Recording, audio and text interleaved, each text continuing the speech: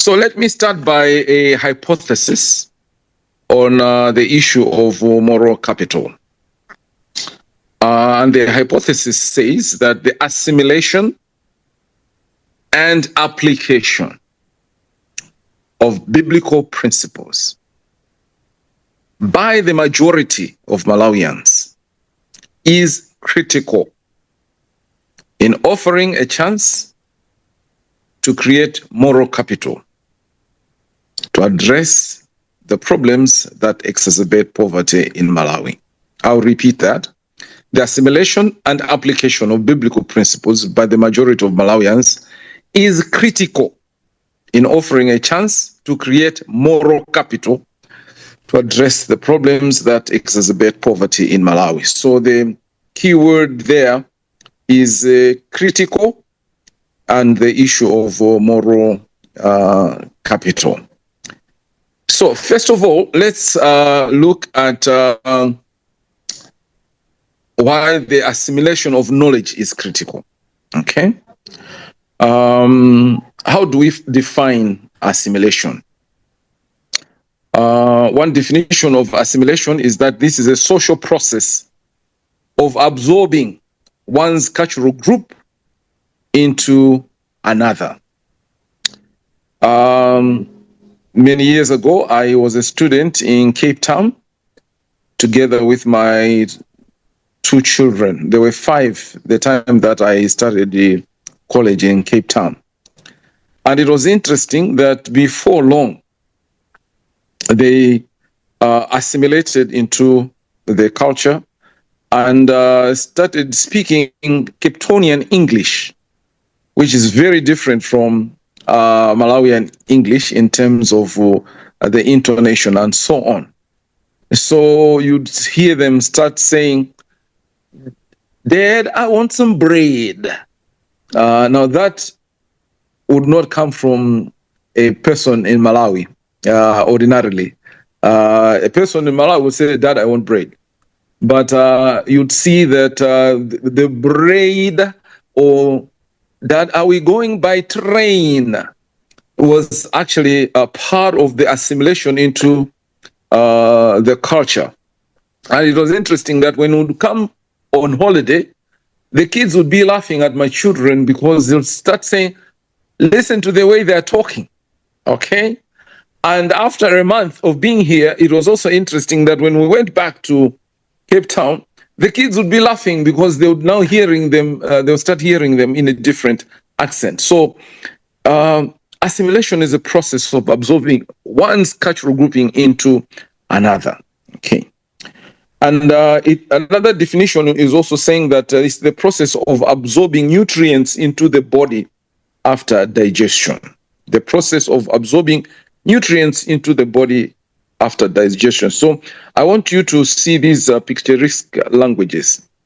The goal of teaching is not the accumulation of knowledge, but it is to use that knowledge in a way that becomes productive or brings about change. And that's what assimilation is about. So I want to stress that knowledge is for assimilation, not for accumulation. Let me just give an illustration. One time we had the guests from Europe and they wanted to participate in some of the things that we're doing. And one of the programs that we are involved in Blantyre, in our ministry, is what we call Clean City, Clean Heart. So Clean City, Clean Heart is an evangelism program where we go to dirty places. It may be a market place. And so we go there with a team and start cleaning. And then we offer a message. And the message is to just help people to appreciate that a clean environment is helpful, but also it is important that you have a clean heart, meaning that you give your heart to God, you give your heart to Jesus. So with this other day, we take a team and we do the cleaning and do a fine job. Now some of the young people bought some sugarcane. And we were in a minibus. And as we're coming, I could hear some of them chewing the sugarcane as we drove home. And unbelievably, They would chew the sugarcane and throw out through the window the pieces of sugarcane. And I was horrified because it was like, come on, guys, we are just coming from a program where we are helping people to have a clean environment. And yet here you are in a minibus throwing out dirt onto the roads. And it was very, very clear that the message had not yet, or the message was not yet assimilated in them. So they had a head knowledge, but they were not able to apply the same in their lives so that it shaped the way they thought, the way they reasoned. And I think a very good key verse guideline for this is Romans 12, verse 1 and 2. And I'll just jump to where it says, do not be conformed to the pattern of this world, but be transformed by the renewing of your mind. Okay?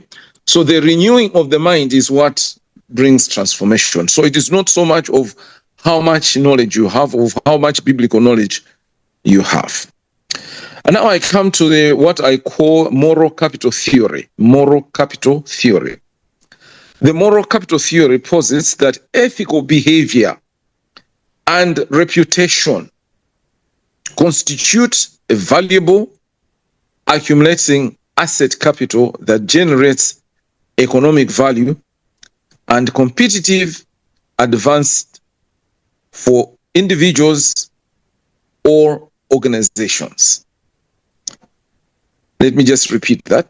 Moral capital theory posits that ethical behavior and reputation constitute a valuable accumulating asset capital that generates economic value and competitive advanced for individuals or organizations. It acts as a reservoir of goodwill that lowers transaction costs, enhances brand value, and ensures long-term sustainability. Let me just repeat the second part. I said it acts as a reservoir of a goodwill that lowers transaction costs, enhances brand value, and ensures long-term sustainability. There are several aspects of moral capital. I'll only cite three. One is that is the economic value of morality. Okay, and this is a theory that is notably explored by Wang. It's very difficult for me to pronounce the first name, but let me just spell it for you. Xiaoxi. I don't know how that is pronounced. Xiaoxi Wang, who in 2018 argued that morality is not just a social constraint, but an active economic force that can multiply value. Let me repeat that. That morality, according to his research, says that is not just a social restraint, but an value. That's the one aspect of moral capital. Secondly, moral capital is distinct from other capitals. Last week, we talked about the natural resources as a capital. I spoke about human capital. I spoke about financial capital. I spoke about manpower. And I spoke about social capital. So in this aspect, what we are saying is that unlike human or social capital, moral capital specifically refers to the reputation and trust through consistent, ethical, and socially responsible actions. Let me repeat that. Unlike human or social capital, moral capital specifically refers to the reputation and trust through consistent, ethical, and socially responsible actions.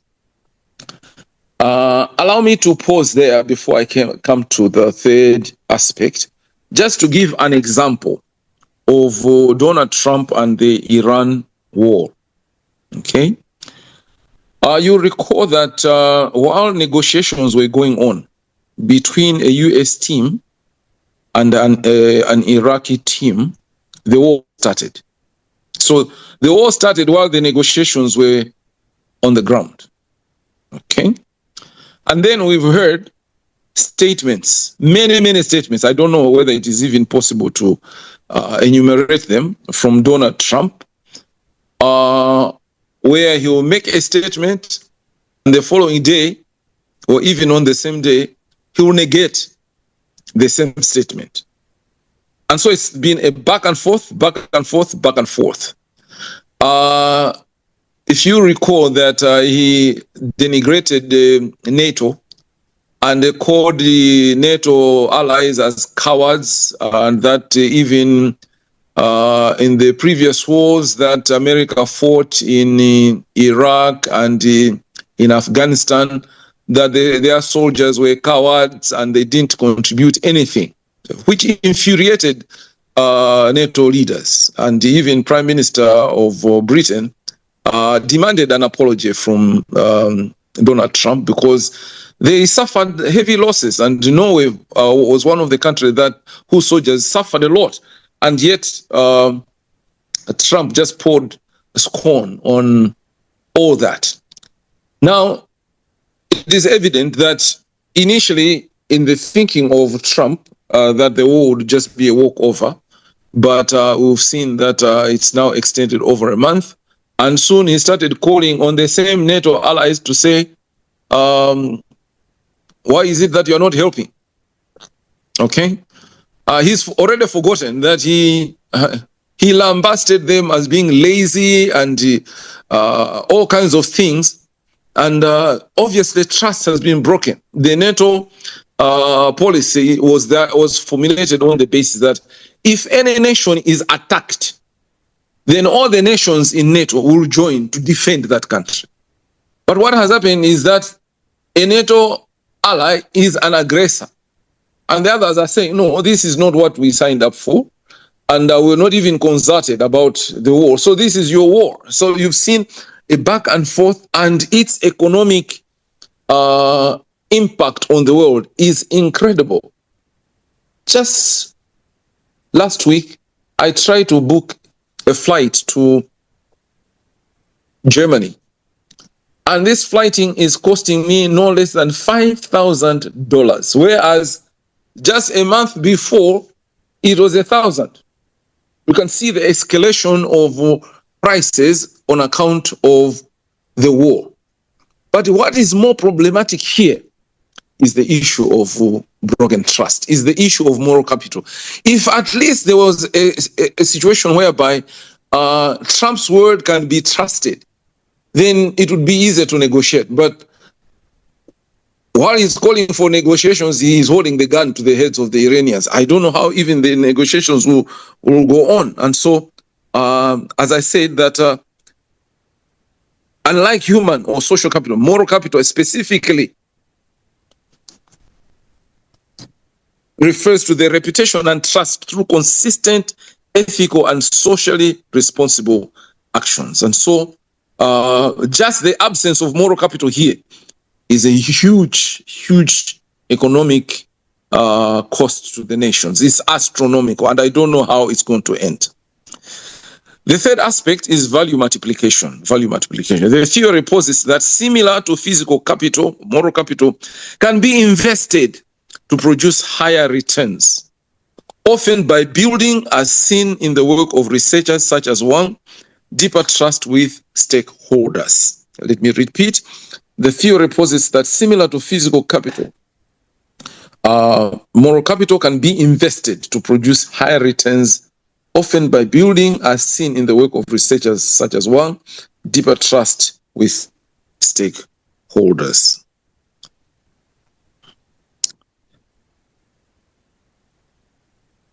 Very quickly, the other capitals that I spoke about, natural resources, we're talking about land, arable land, we're talking about water, we're talking about forests. Financial capital has to do with the finances. How much money do you have in the country? Issues of debt. Social capital is the way people relate one to another in a sociable way. And I can safely say that Malawi is rated highly on social capital.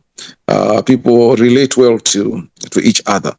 Human capital, it's about training for specific jobs, specific professions, and so on. There's also manpower, which is an important capital. I can also relate to the US to say that one of the people groups that are building America through manpower is people that have come from South America. They are the ones who do the odd jobs like building roads, serving in restaurants, and so on. They are making a contribution to the capitals of America. And I did state last time that also moral capital is above other capitals. That's my take. Okay, the basic or first level of anything or of lasting capital is moral capital. It is the stepping stone to all human and institutional development and achievement. Hence, moral capital is not an option, but a human necessity. It's not an option, it's a human necessity. And also, morals do establish what is good versus evil, right versus wrong, beautiful versus vulgar, just versus unjust, civil versus wild. And so you can see how moral capital goes above these other capitals. It's possible that you can have the different capitals like financial capital. Okay, the crisis that took place in 2008 was an issue of a collapse of moral capital, where millions in America lost value of their shares because of corruption. Okay, and despite the fact that this was Enron was a $1 billion company, but people lost a lot on account of an issue of morality. Okay, and it is important that we look at those factors, that despite financial capital, human capital, a lot of people that are well educated, but were not able to prevent that moral collapse that resulted in loss of billions. And that was quite astronomical, even in the United States, that it was not very clear how America was going to manage that economic crisis. But thank God they pulled through in the end. I want to also try to link spiritual revival and prosperity. Okay.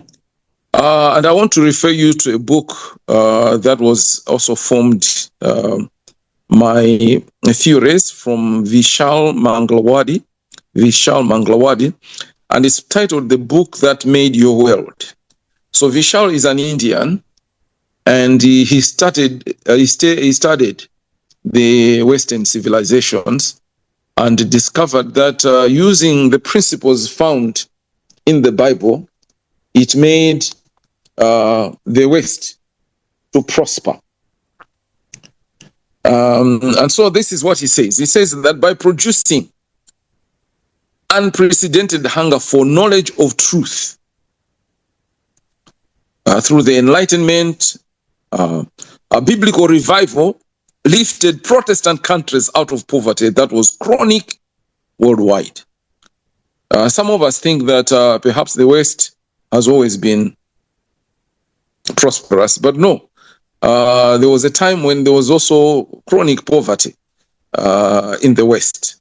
But the unprecedented hunger for knowledge of truth and biblical revival, they lifted the Protestant countries out of poverty. Many historians have agreed that conditions on campus, and this is a quotation, in society were deplorable. Okay, the last two decades of the 18th century were the darkest periods, morally and spiritually, in the history of American Christianity. Okay. Then came the awakening. Okay. And it made the difference. Okay. And biblical revivals changed history by transforming character, words, thoughts, the deeds of men and women. Okay. And it was the Bible that shaped the ethos of the countries that became Protestant and served the engine of development. So these are not things that just happened. No, it's possible to find a correlation between these things. Okay. And the same was true of Britain at a very difficult time. And I want to read a quotation here. Into this spiritual and moral quagmire stepped John Wesley. John Wesley was one of the foremost spiritual giants who had profound impact whenever he ministered the gospel. And it is no exaggeration to say that John Wesley and all the things that were also true of Charles Wesley and George Whitefield, and these are all ministers, instilled into the British people a new and biblical concept of courage and heroism. Okay. I think last week I also shared that it was Wesley who, as a cultured man, a keen theologian, and an esteemed intellectual, who is featured in the Encyclopedia Britannica, that no man in the 18th century did so much to create taste for good reading and supply it with books at the lowest prices. One of the books that he authored was Rules for a Helper. Wesley understood that the Bible demands that individual conversion should lead to change in society. And this he hammered in different ways. In 1774, 13 years before the Society for the Abolition of Slave Trade was formed, he published his Thoughts upon Slavery. That was his book. Thoughts upon Slavery. This is 13 years before the Society for the Abolition of Slave Trade. And in this book, there's a graphic and vehement penetrating treatise denouncing the horrid trade as a national disgrace. And he kept his attack on slavery until the end of his life.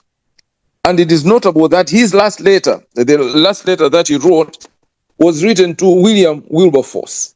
And I'm sure, as students of history, we are familiar with William Wilberforce, who was a British parliamentarian and who led a lifelong campaign to abolish slave trade.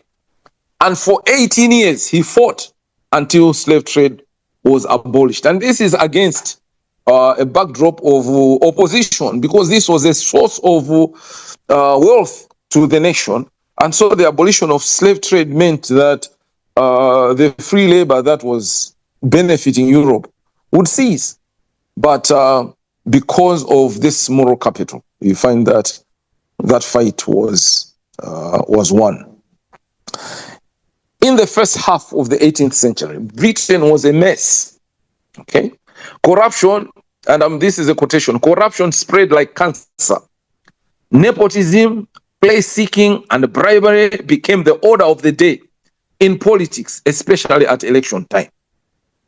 The strangulation of biblical Christianity had further inhumane consequences in the treatment and morality of children. Their death rates tell a terrible rate, though authentic statistics are available for London only. Now, it is in this kind of situation that John Wesley stepped into, and he formed change for the nation. So there is correlation between morality and prosperity, and these are not mere coincidences, okay? Because the evidence is overwhelming when you look at the prosperity of Britain, the prosperity of America, it is compelling to argue that the assimilation of biblical principles, okay, and we looked at those biblical principles last week, principles like excellence, principles like fairness, principles like justice, principles like productivity, principles like stewardship. These have a biblical basis, okay? And wherever they are applied, they have positive results. And so the assimilation and the application of these biblical principles had the potency to change cultures and societies to the extent of imparting intellectual capacity and even producing moral capital to change attitudes and behaviors and even systems to stand up against injustice and improve livelihoods and even address poverty. And if the majority, and I would argue that if the majority of people in any nation, okay, Malawi is a Christian, I should say it's predominantly Christian, okay? But for the majority, we're talking about nominal Christianity.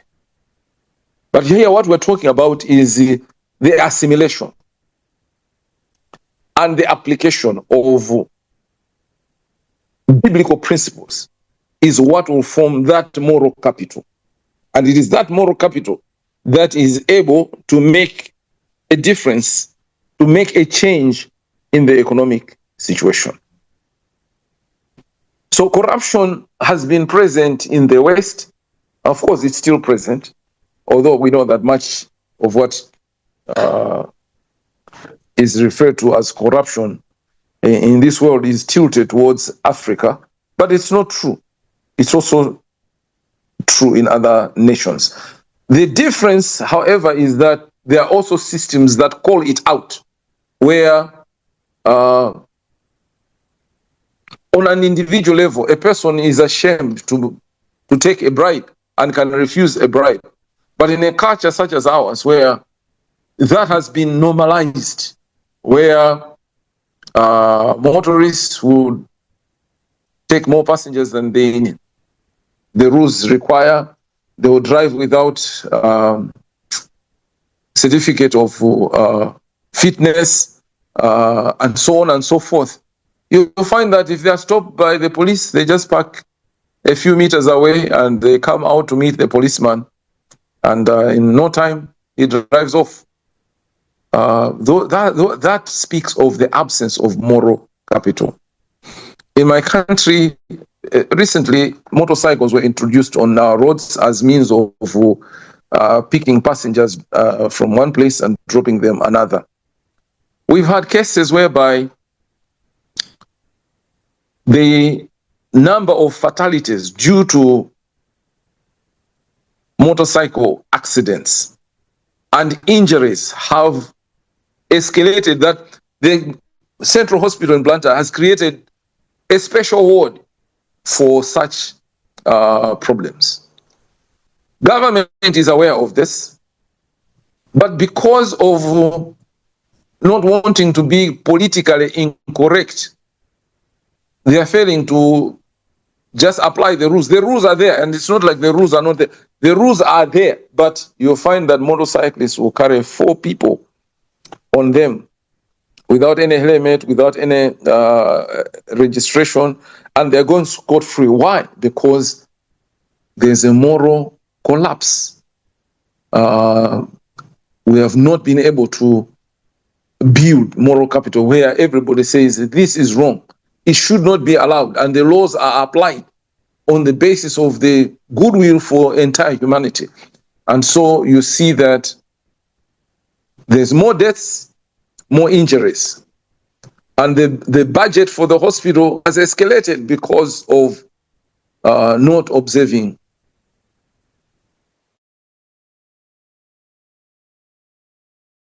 moral capital. Then trading is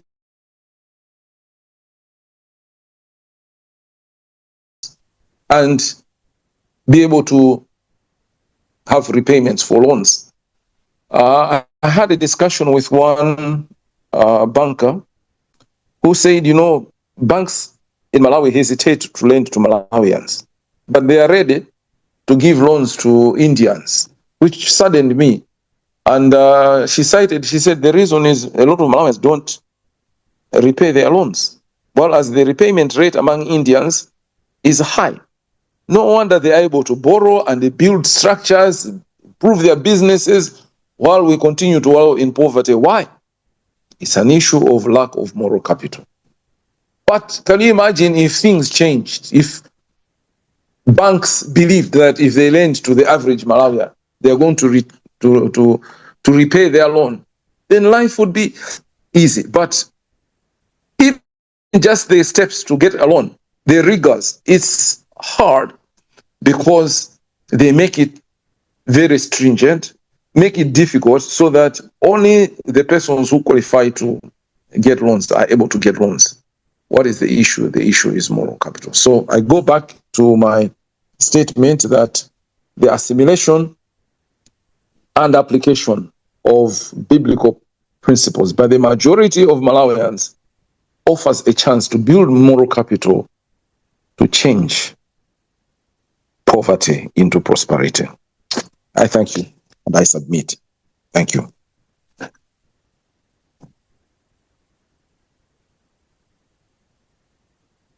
Sorry. Thank you, Dr. Chirwa, for another thought-provoking discussion. You emphasized today on the moral capital, and by saying that is the necessity, and it's upon this that every other things fall on. I believe that what you presented about Malawi, you use Malawi as case study. We can all, in our various countries, I want to believe that we can identify with this.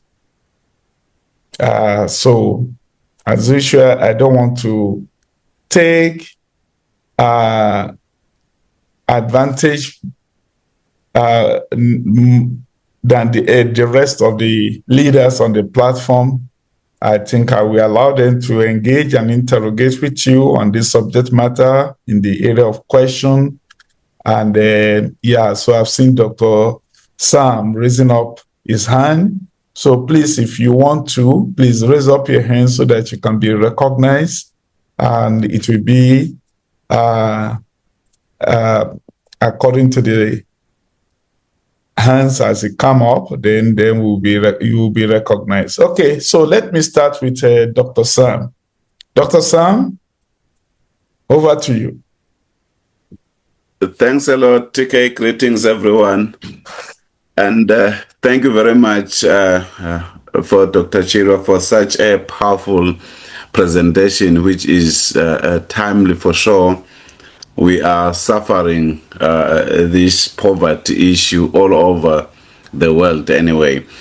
But I just want to connect in terms of, he did mention that in Malawi, in terms of relating, people are relating well, and also it's a predominantly Christian country, even though he said it's majority is nominal.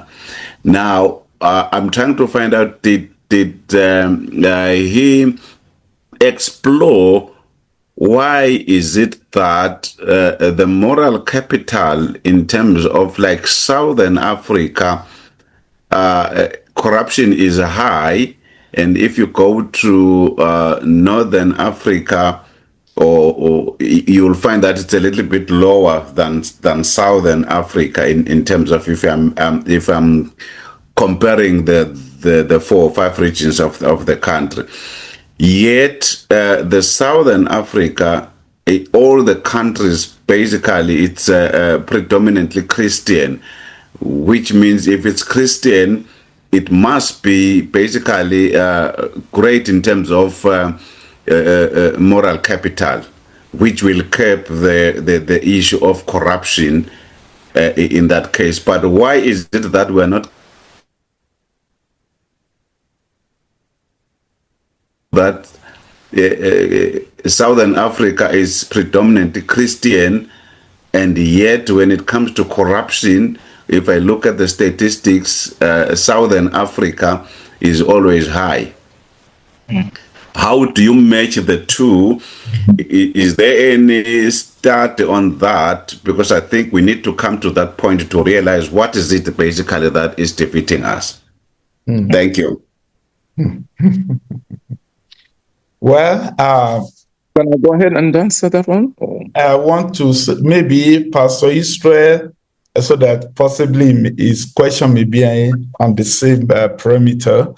Pastor Israel, is your question different or to what Dr. Sam? It's a different. It's a little bit different, and okay. also No, look if like it's an different, answer. no, if it's different, then let the speaker respond to that. Then we get back to you. Okay. Yeah. Dr. Chira.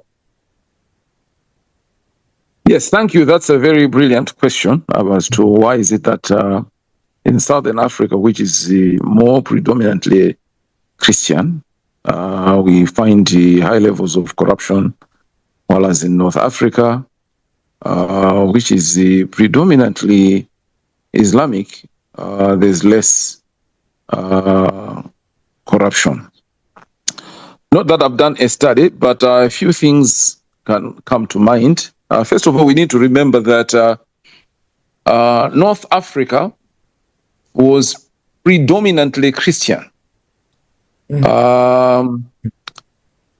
the first century, before Christianity went to Europe, countries like Egypt, Tunisia, Libya were very much Christianized. Okay? And even some of the theological developments that came up with the Apostles' Creed and so on, important doctrines about the divinity and humanity of Jesus Christ were formulated in Africa. Okay? Egypt had an important theological library.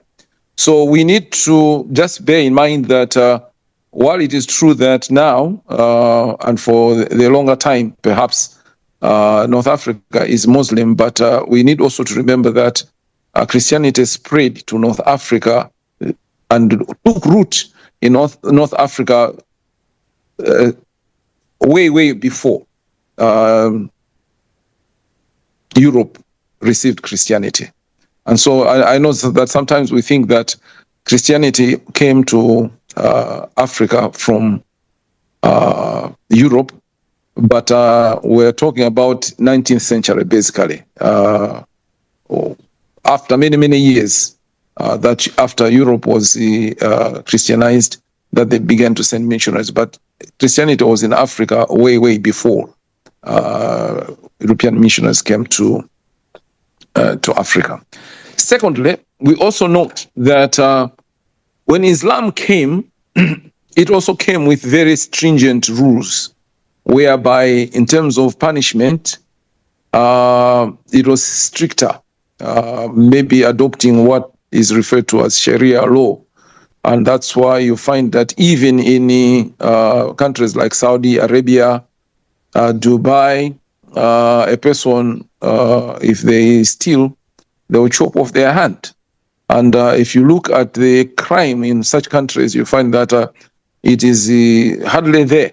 You can be sure that if you drop your wallet, you will find it, because the rules are very stringent. So there is a possibility also that because of such stringent rules, that people out of fear are able to obey laws, and that they are afraid that if they flout the law, the kind of punishment that they'll receive is more severe than what is true in the Southern African countries. And In our countries, people flout the law because they don't fear the consequences of the law. In most say, Southern Africa, you find that corrupt leaders have gone scot-free. I can speak that for my country. Cases are discontinued where evidence of theft for big sums of money. The cases never end somehow. And so with that kind of posturing, you find that people do not have much trust in the system. Whereas if you have leadership which instills certain values, it's possible to change the stakes. I can speak of my own country. Our first leader was not an angel, but Kamuzu Banda was very, when it came to theft or corruption, you were sacked on the spot. There was no question about it. You'd be arrested. And so if you look at the economy during his time, even the value of the pound and the kwacha was at par. Years later, it was 2-1, which has never been achieved ever since. But it was because the rules were enforced. Okay, but after colonialism, then we had also a dictatorial rule, and then we slipped into democracy. And where democracy was not clearly defined, it was like just an escape from the tyrannical rule by rulers like Dr. Banda. And we found ourselves after that, because of failing to understand what democracy entails, where responsibility goes alongside with freedom, we embraced more freedom than we embraced responsibility. And so we've slipped. And that trend fairly can be applied to most of the Southern African countries where issues of corruption, yes, they are spoken about, but there's no stringent punishments that come with such things. I believe personally that in Malawi, for instance, if 10 of all the prominent leaders were arrested for corruption and they were jailed, I'm sure it will send a signal that in this country, if you mess up, you are sent into the cooler. But where there's evidence also to the contrary that people that have stolen millions are just roaming scot-free and nothing is happening, then the tone is set for the nation that, well, you can get away with it. And so I'm not sure about the other countries in Southern Africa, but that is certainly true in my country, whereby in terms of the application of the rule of law has not been there. But also, I'm not sure who coined this phrase, who said that Christianity in Africa is, and of course, mainly speaking about Southern Africa, is miles long but an inch deep. Miles long but an inch deep. That speaks about, so the spread of the Christianity is more an identity issue, more a religious issue, but it does not translate into the refinement of character. Now, these are general statements. There are churches and there have been a lot of efforts, but in terms of our discipling people to make them transformed into the image of Christ and basing their life, just as Muslims talk about Islam is a way of life, can we also speak of Christianity as a way of life in the southern parts of Africa? I doubt. But until we get there, that disparity will still haunt us. And it's unfortunate because we should be the countries where the impact of HIV AIDS should have been less, but Southern Africa was more impacted, and yet it is also more predominantly Christian. Thank you. Thank you, Dr. Chirwa. This is very critical issues to the continent, and you just continue to unearth some of the root cause.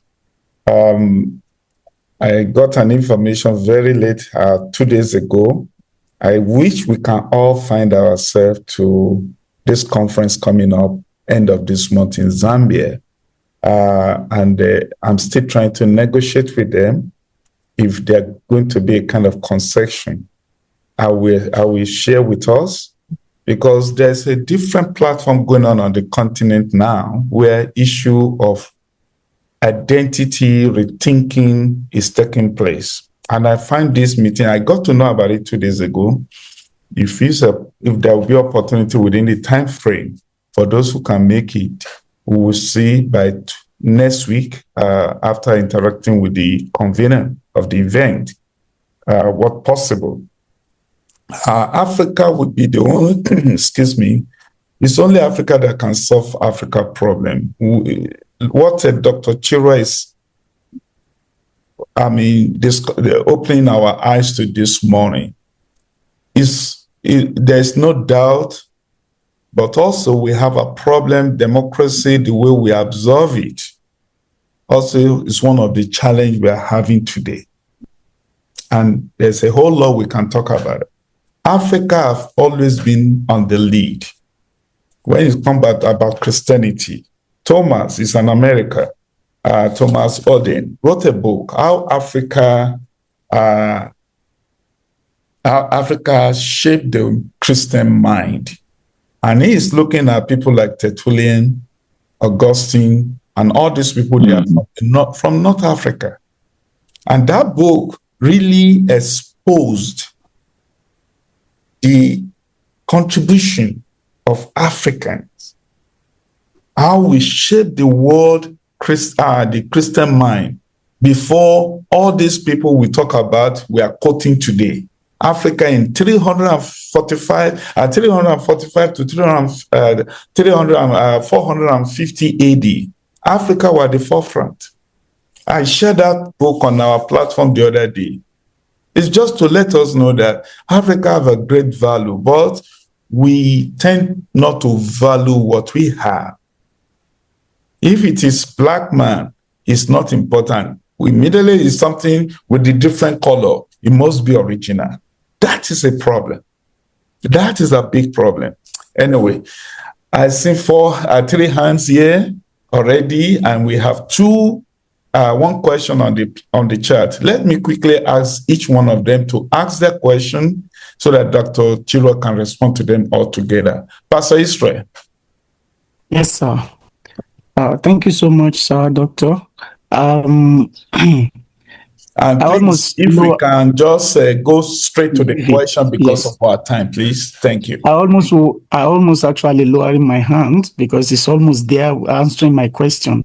Oh. So all I will say, the only thing I want to say is that I need him to stretch a little bit on the aspect of where the church and what the church can do, both individually, because the English says that you should be the change you want to see in the world. So where do we start from as the church? That is one. Number two is that the second question comes to you that sir, please, I'm requesting if we will get this, the link to the website to this message again on the platform. Yes, okay, sir, because I will need to listen to it like 10 times. God bless you, sir. No, you don't need to listen to it 10 times. Before, it will be made available. In fact, the other also will be made available. And I want to say this, and credit to Dr. Julius. We'll be talking about an article coming up. We trust Dr. Julius is on top of that. We have about 5 different topics related to issue of Africa and what Africa need to do. The article should be published we are trusting God, by the end of this month, or to be latest by June.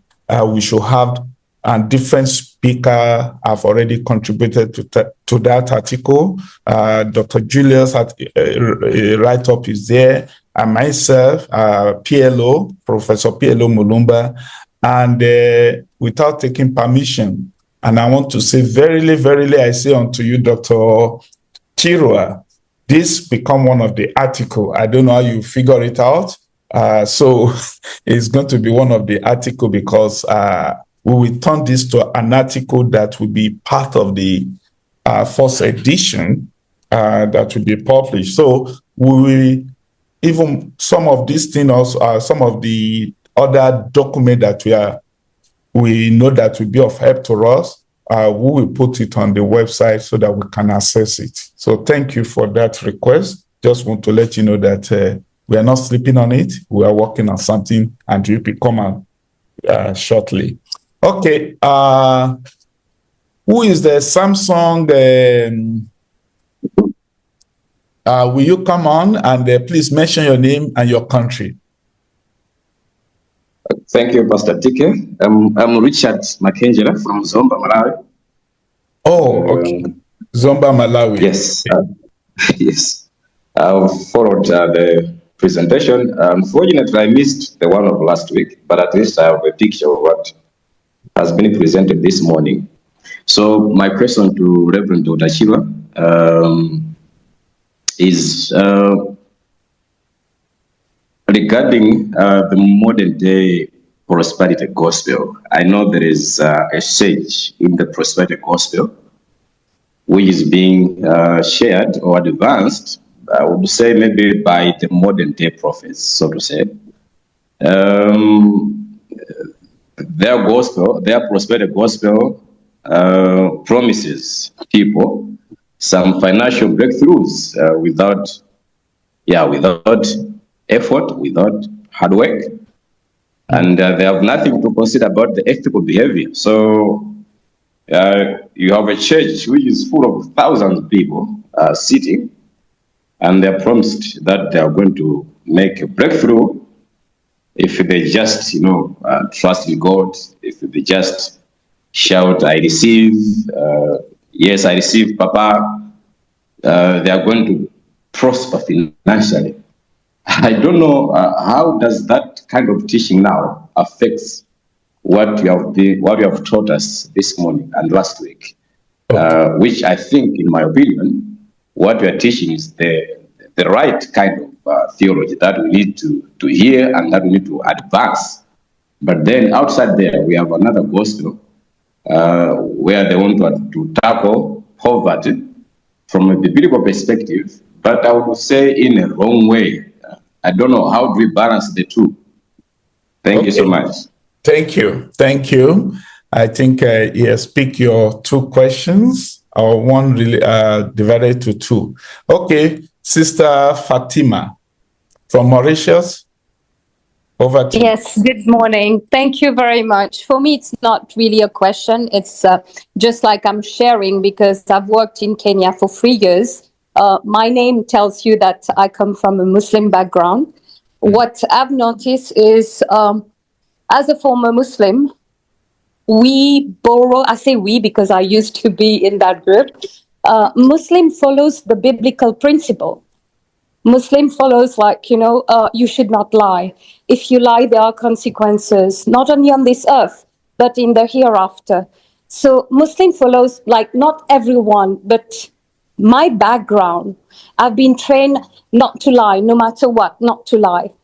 And when I've been in Kenya, where I've been helping people, I've been giving money, I've tried to invest, I've seen those that I've helped have been, I'm not challenging their faith. They've been Christian. I don't look whether it's a Christian or not Christian for me to help somebody. If someone is on my path, the first thing that I'll do, if I can, is to help the person. But there has been lots of stealing, Christians stealing money from me, Christian lying to me, where whenever I go back to Kenya and I have to preach, this is the message that I always reinforce. The very foundation at church, why are you lying? Why are you saying, very basic, simple thing. Lying has become so natural that I don't know when someone is telling me the truth. And this is something that, what I've seen, it's being transferred from generation to generation, where now even the local African people, they don't trust each other because they know that, this is the culture, this is the way. And one door that brings poverty in the life of people I've seen, it's lying. How can I do a business with someone when that person is lying? Lying will bring stealing. So these are short-term things that they are doing, thinking that they will prosper. Actually, they're calling poverty because it's a biblical principle.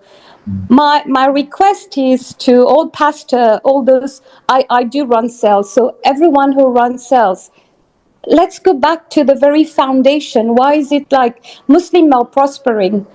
In my country, where you look at business people, most of them are Muslim. And I did a talk in my church, and I explained the biblical principle that Muslims are following, that we Christian, because we have heard, like, we are living in the period of grace.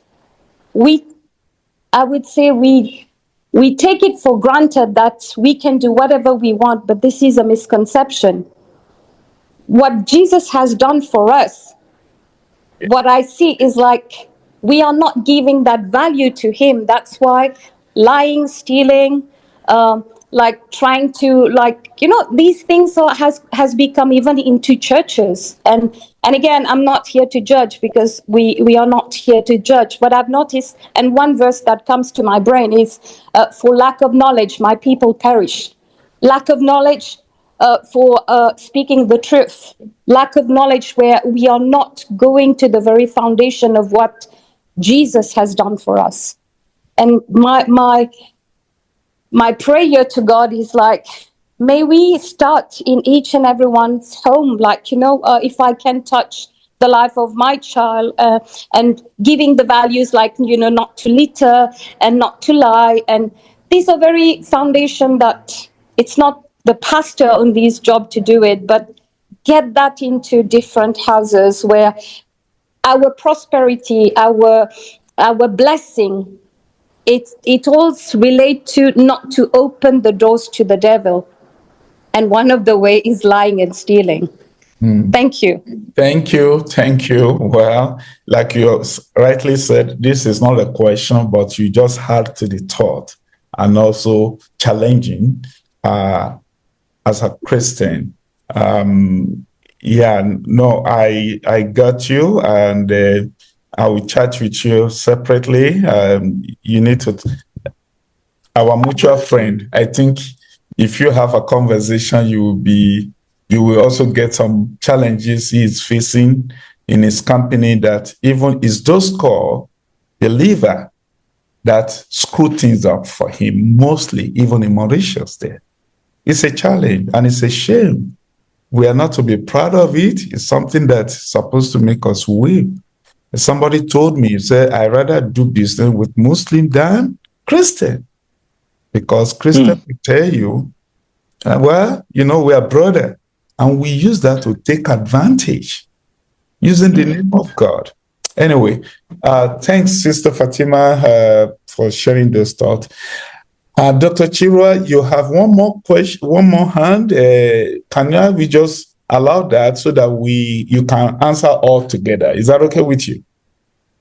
That's fine. Thank you. That will be the last for today. Dr. Alice, please, if you can just give us in a brief your question, and then we ask the speaker, because we have only 10 minutes to go. Thank you, Dr. Alice. Over to you. Good morning. Thank you, TK. Thank you for the opportunity. Indeed, it's a very, very, very such an important discussion, and we are learning. One of my questions has been covered, but I will just stress it out, is regarding the power that the church has from God.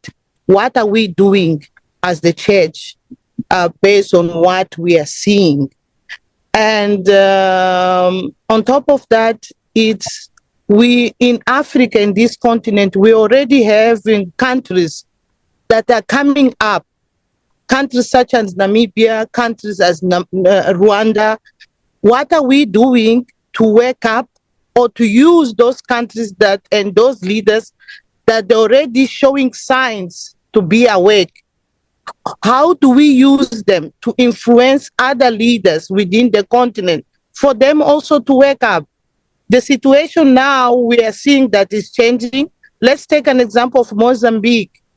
We have our own challenges, but in the region, but we are seeing last week we are able to pay in full the debt to the Monetary International Fund, meaning that we are trying to come out from this dependence.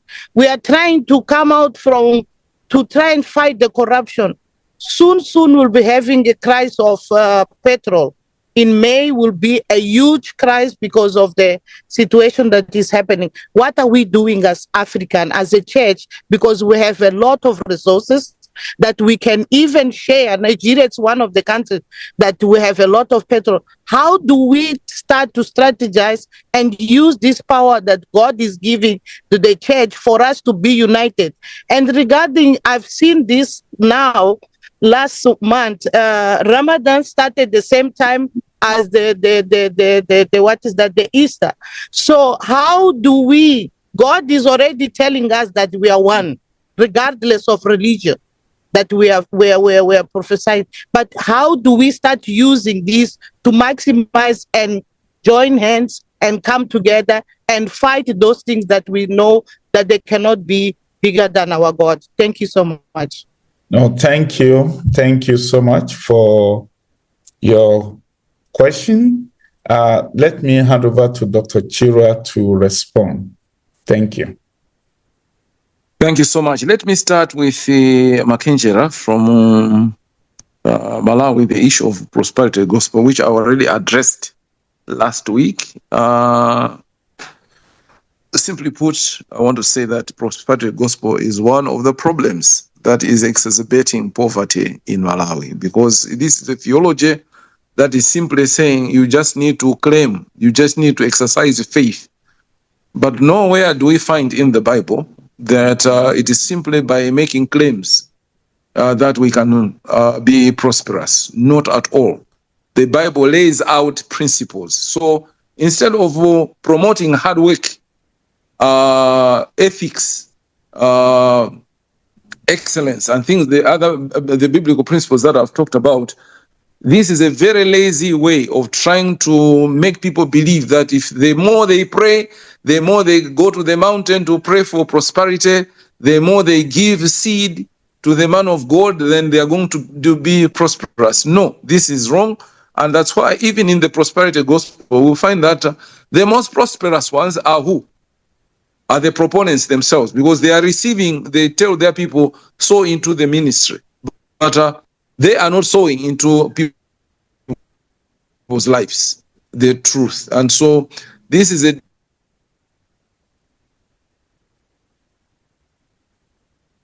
that is misleading our people. The two questions basically are asking the question, where do we start from? And what are we doing about the situation?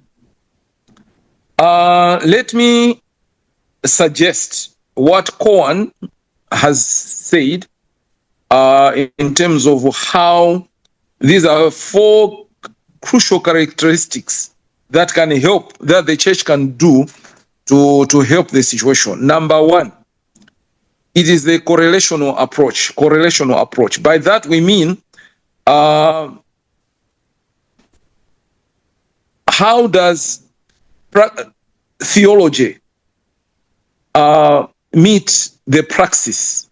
Okay, is there a relationship between the world as it is and the world as it should be? So right now what we're doing is we are like a thermometer. We are measuring the temperature. Okay, but we need to move from being the temperature to being the thermostat, the ones that regulate the temperature. So the church should set the pace in all its outlook. Now, one of the problems that we have is that because politicians have also discovered that the church is very strong, they've also corrupted the church by giving them money, brown envelopes, we call them in Malawi, so that the church keeps quiet. But the church should now be moving from things as they are to things as how they should be. So it's no good just preaching how bad the situation is, but also preaching how can we make the situation better, okay, with a practical example. So there has to be a balance between theology and practice. The correlation there is very, very important. Hello? Yes, we can hear you. Oh, good, thanks. I thought I'm lost.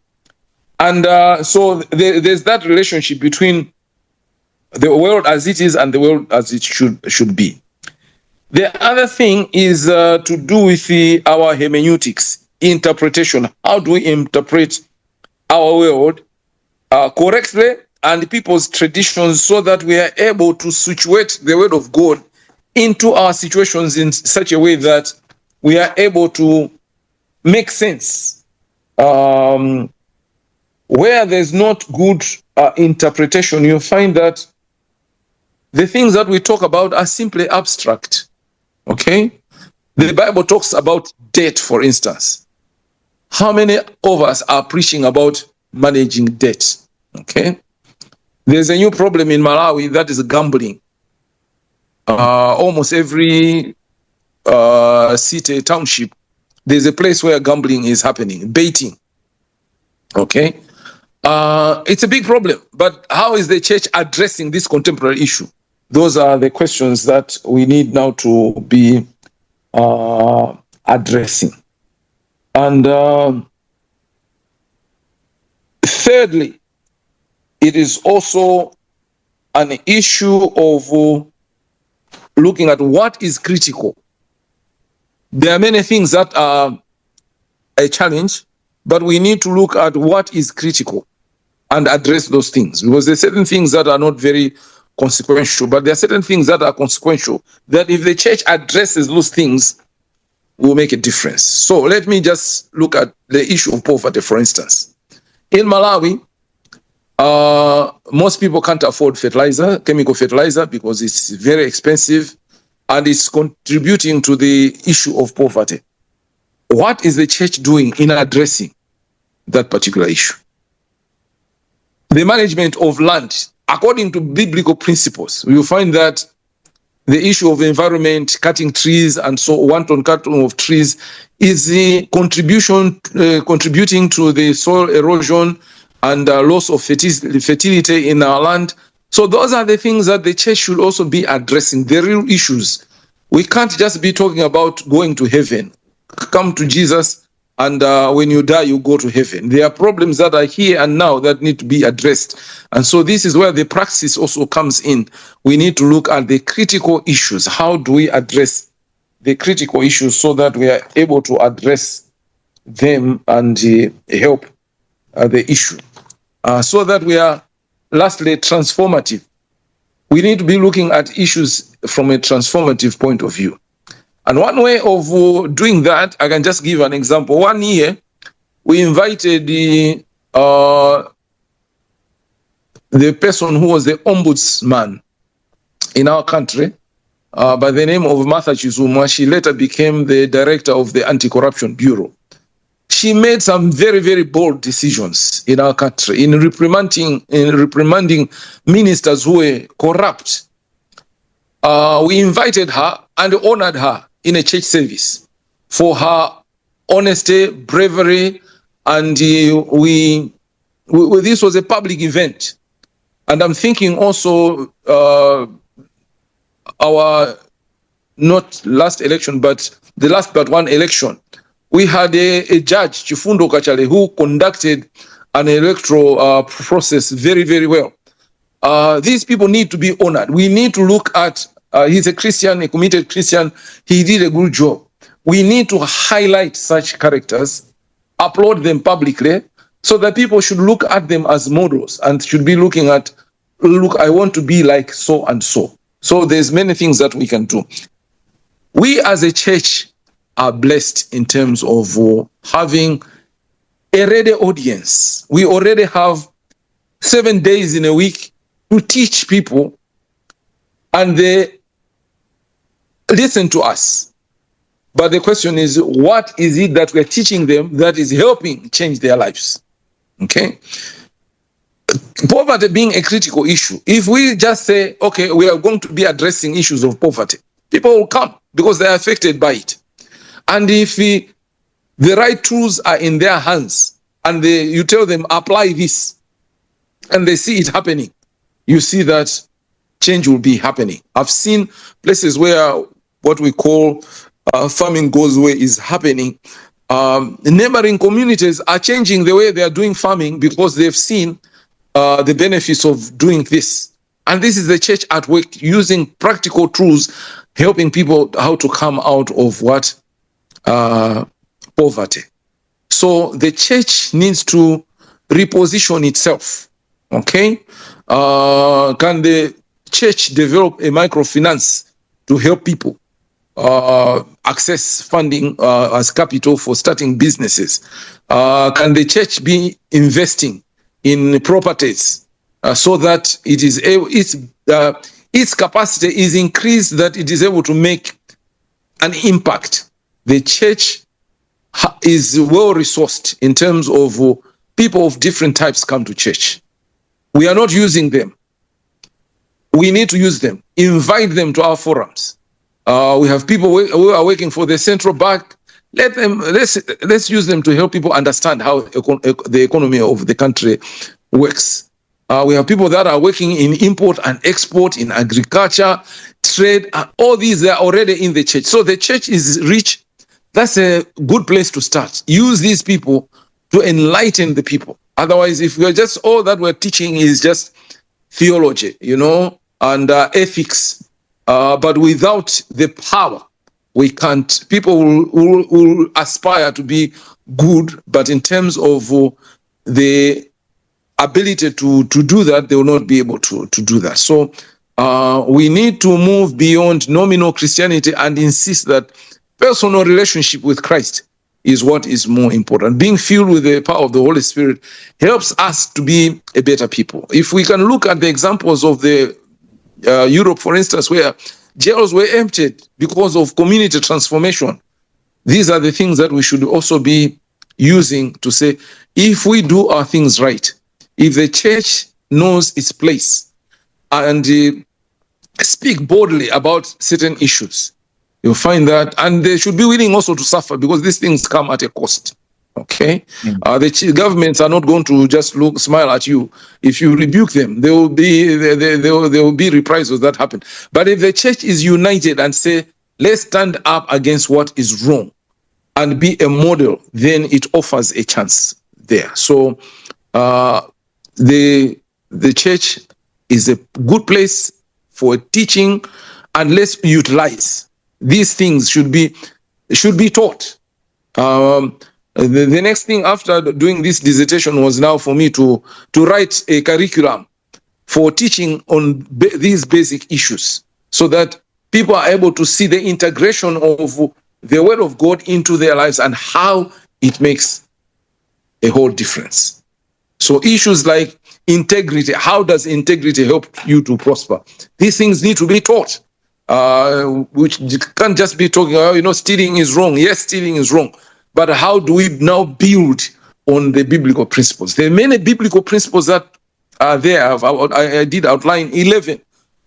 Each one can become a lesson on its own, a curriculum on its own. How do we do this? How did Egypt prosper under Joseph? Use those principles, not just use him as a talking point of an Israelite who became the second in command in a heathen nation. No, but use the principles that he applied that helped him to be a prosperous person. So if these things are taught systematically, we need to avoid rote learning where people are just memorizing verses. No, we need to move beyond that now to be applying the truth so that it becomes integrated in people's lives. And people are able to see this in small communities, in small care groups. Then when they begin to testify of what God is doing, then it will make a difference. Because for many people, the Bible is simply a book of rules and a message of salvation to help us get to heaven. But to apply it in the here and now, they don't readily think like that. So that mindset also needs to be changed, and we are the ones who can be the ones who can change that mindset. Thank you.